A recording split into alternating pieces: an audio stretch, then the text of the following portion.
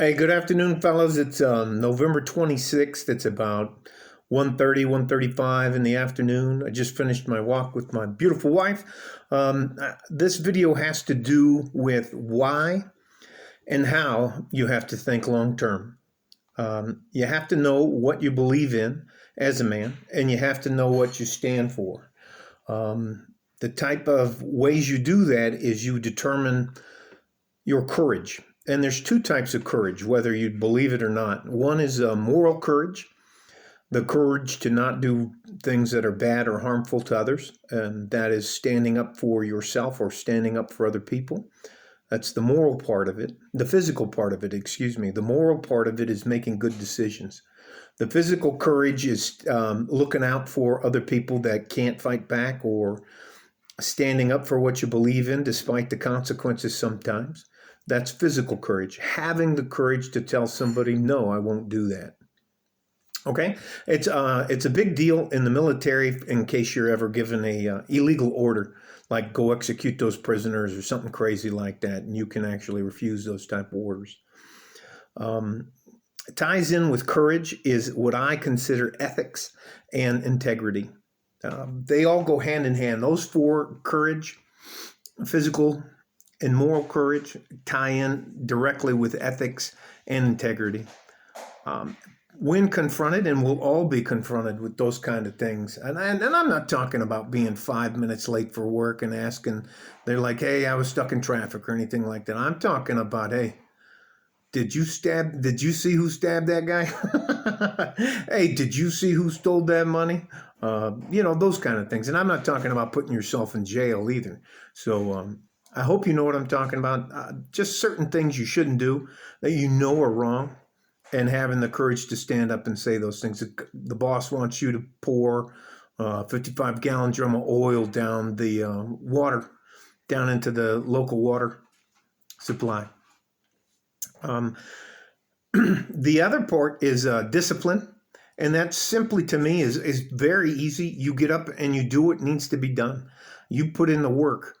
You physically put in the work. You don't ask somebody else to do something that you wouldn't do. You lead by example. Structure. Structure to me has to do with your three plans. What is my long-term plan? My long-term plan is, when do I get the hell out of the rat race and retire? My short-term plan, that's my wife working in the kitchen. Your short-term plan should be your immediate goals, 3 to 6 months. And your midterm plan, which is all part of your structure, is, am I headed in the right direction, and am I getting where I need to go? The last part is, you have to have the ability to invest in yourself. And that for me continues throughout your lifetime. Me nowadays, I invest in staying physically fit. I invest in myself by learning new words. I invest in myself in saving money and living within my budget, even though I don't have to. I could live check to check now. I have enough rat hole way to live any way I want. So that being said, a new skill set, improving your skill set towards your job. Making sure that you are up to date and you're not being lazy about getting ahead.